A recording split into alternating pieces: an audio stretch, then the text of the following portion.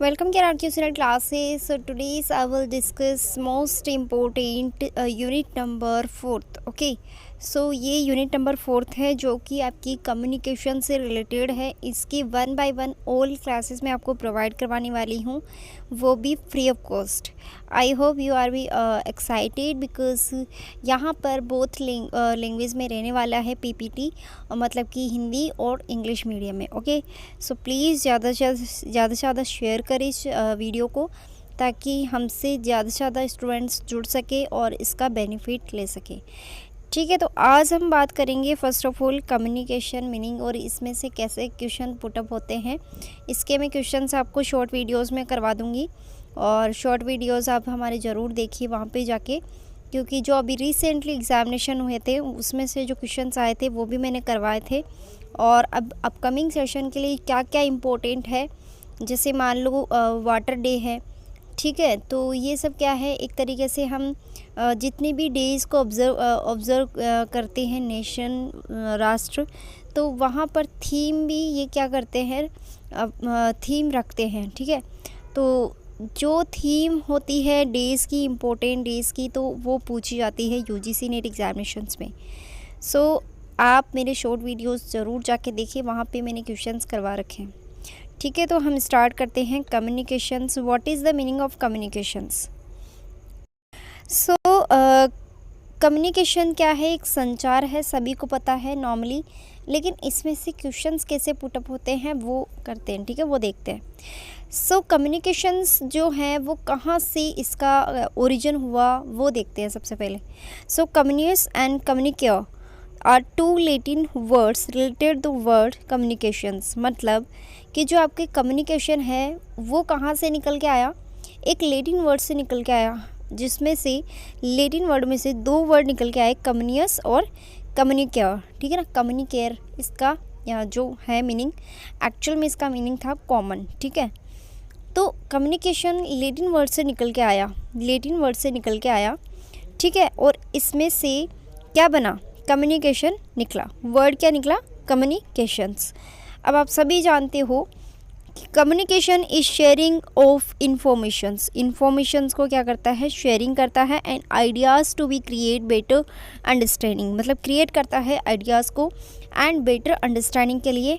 जो कि जितने भी आप रिलेशनशिप में, मतलब जैसे एम्प्लॉयर का रिलेशनशिप हो गया, जहाँ पे आप वर्क कर रहे हो, बॉस और वर्कर का हो गया, तो इस तरीके से कह सकते हैं कि जहाँ पे कम्युनिकेशन की बात आती है, जहाँ पे संचार बहुत अधिक सरलता से किया जा सकता है, वहीं पे इसको क्या करते हैं, कम्युनिकेशंस यूज़ में लेते हैं। ठीक है, so what is the actual meaning of communications? Communis and communicare, two Latin words related to the communications. Okay, the word is communicare, which means to share. Communications is the sending and receiving informations between two or more peoples. मतलब यहाँ पे दो या दो से ज़्यादा लोगों के बीच में जब हम संचार करते हैं, कम्युनिकेशन करते हैं, तो उसी को क्या कहते हैं, कम्युनिकेशन कहते हैं। ठीक है, सो यहाँ पे बोला है संचार दो या दो से अधिक लोगों के बीच में सूचना भेजना, प्राप्त करना, कोई संप्रेषण कहा जाता है। अब देखो, आपको ध्यान में रखना है टू वर्ड्स आपको मैंने बता दिए, लैटिन वर्ड से निकल के आया है, कम्युनियस और कम्युनिकेयर। ठीक है, सो यहाँ पे इनका एक्चुअल में मीनिंग क्या होता है, कॉमन। जो लैटिन वर्ड में था उसमें नाम क्या था, उसमें अर्थ क्या था, कॉमन, सामान्य। ठीक है, तो यहाँ से इसका क्या है, संचार की उत्पत्ति हुई है। नेक्स्ट यहाँ पे देखते हैं, अब ऐसे कौन कौन से करैक्टरिस्टिक्स हैं जो कम्युनिकेशंस को हम कह सकते हैं कि भाई ये कम्युनिकेशन यहाँ पे हो रहा है। तो first of all exchange of ideas, मतलब विचारों का आदान प्रदान होना बहुत ज़रूरी है।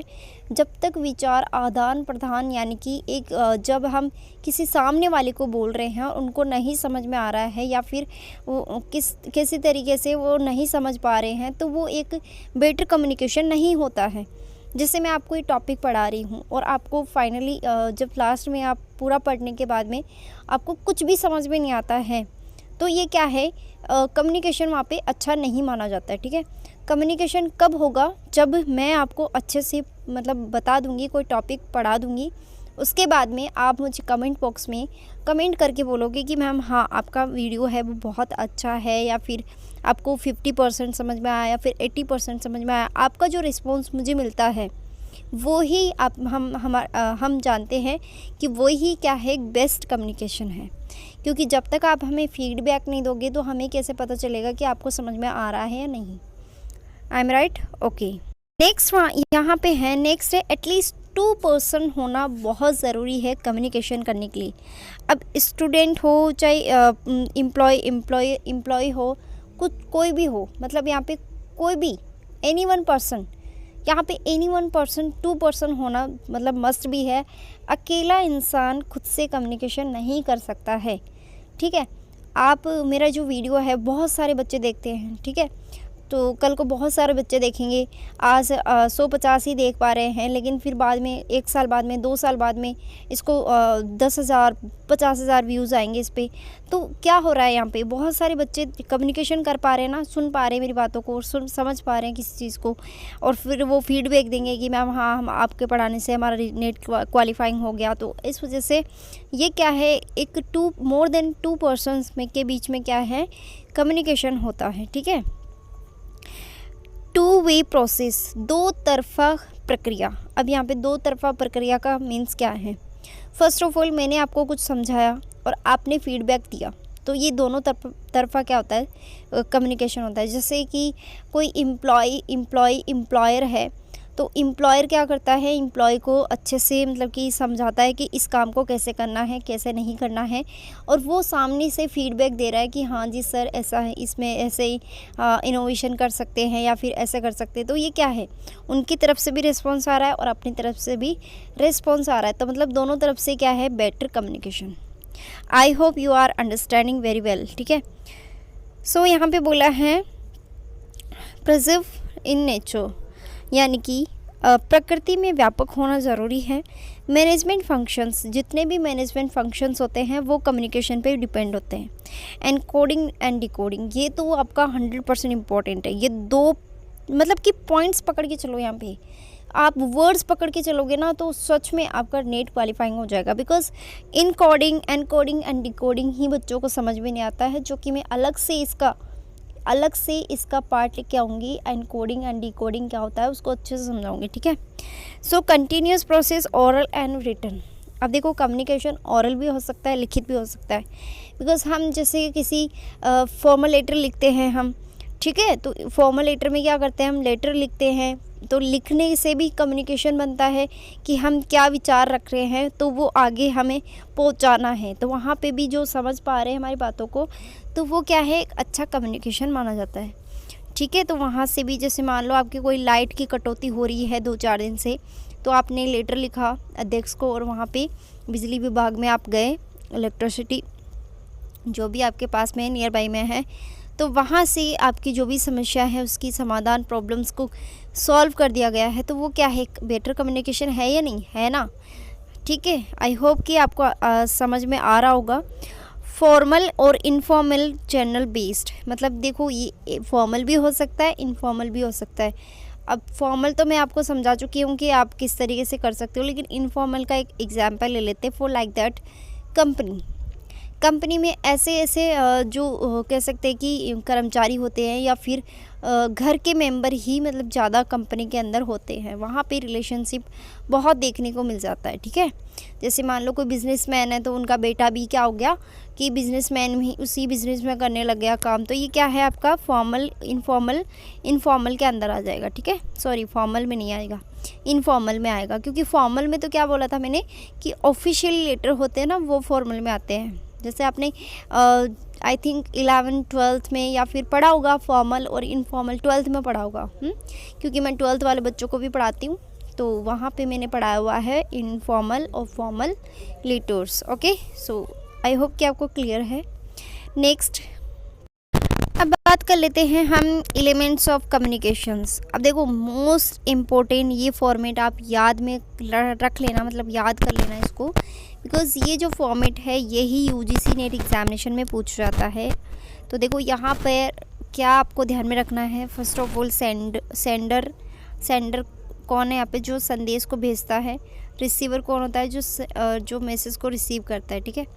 एनकोडिंग कौन करता है, सेंडर, और डिकोडिंग कौन करता है, रिसीवर, ठीक है। और मैसेज का ही एनकोडिंग डिकोडिंग होता है। फीडबैक एंड नॉइस, जो कि इसमें जो मोस्ट इम्पॉर्टेंट बैरियर होता है वो क्या होता है, नॉइस होता है, ठीक है ना, NOISE, नॉइस। और ये फॉर्मेट आपको अपने दिमाग में छाप लेना, बिकॉज बहुत बार पूछा गया है UGC नेट एग्ज़ाम में कि एलिमेंट्स बताइए कम्युनिकेशंस के। तो इनको सबको पता रहता है कि सेंडर होता है, एनकोडिंग होता है, मैसेज डिकोडिंग, रिसीवर, फीडबैक होता है, लेकिन नॉइस भी वहाँ पे क्या है, दे देते हैं, कभी कभी दे देते हैं। आपको पता है ना कि 5 to 6 कह सकते हैं कि वैसे दे देते हैं, मतलब कि कैसे समझाऊँ आपको, पॉइंट्स देते हैं, ठीक है ना, ऐसे 1 2 3 6 पॉइंट 7 पॉइंट दे देते हैं। फिर इनमें से पूछते हैं कि कौन सा राइट है, क्या एक राइट है, क्या दो राइट है, क्या तीसरा राइट है। फिर दो को हटा देंगे, एक पहला राइट है या फिर तीसरा राइट है और चौथा राइट है। तो देखो इस तरीके से बहुत घुमाने वाले सवाल पूछे जाते हैं वहाँ पे। तो इसी तरीके से आपको पढ़ना है। और जैसे कि मैं आपको यहाँ पे बता देती हूँ, जिस भी टॉपिक को आप पढ़ो तो प्लीज़ सॉल्वर्ड पेपर्स में से उस टॉपिक के सॉल्वर्ड जो क्वेश्चन है उनका सॉल्यूशन निकाल लो। सही बेस्ट तरीका यही है पढ़ने का। मान लो आपने टीचिंग एप्टीट्यूड से स्टार्ट किया, टीचिंग एप्टीट्यूड का अर्थ, मीनिंग, करैक्टरिस्टिक्स या फिर उसके टाइप्स होते हैं वो आपने पढ़ लिए, ठीक है। तो उससे रिलेटेड जितने भी 10 सालों के अंदर, 5 सालों के अंदर जितने भी टीचिंग एप्टीट्यूड से बने हैं क्वेश्चंस, वो आप सोल्व आउट करने की कोशिश करो, तभी आपका UGC नेट क्रैक हो सकता है, वो भी इन फर्स्ट अटेम्प्ट में। और अधिकतर बच्चों का फर्स्ट अटेम्प्ट में नहीं होता है, ये मैं सामान्य सी बात बोल रही हूँ, क्योंकि मुझे भी पता है जब हमने पेपर दिया था हमें भी कुछ नहीं पता था कि सिलेबस में क्या आएगा, कैसे आएगा, पेपर कैसा आएगा, कुछ भी नहीं पता था, ठीक है। तो फिर बाद में एक बार तो पेपर दिया हमने, फिर दूसरी बार तैयारी करके दिया। तो इस तरीके से होता है, आपको भी क्या है, मैं जो मतलब कह सकते हैं कि आप जो गलती ना करो वो मैं आपको बता रही हूँ। First of all solved papers buy कर लो, उसके बाद में जो जो टॉपिक्स आप क्लियर करते जा रहे हो उन टॉपिक्स के क्वेश्चंस लगाना स्टार्ट कर दो, तो आपका 100% UGC नेट क्रैक होने से कोई नहीं रोक सकता, ठीक है।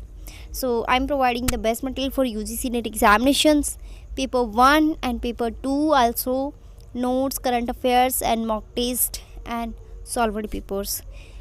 If you want, send message on WhatsApp and follow my Instagram page, because वहाँ पे all update मैं आपको provide करवा देती हूँ timely. Thank you so much. Please share with your friends.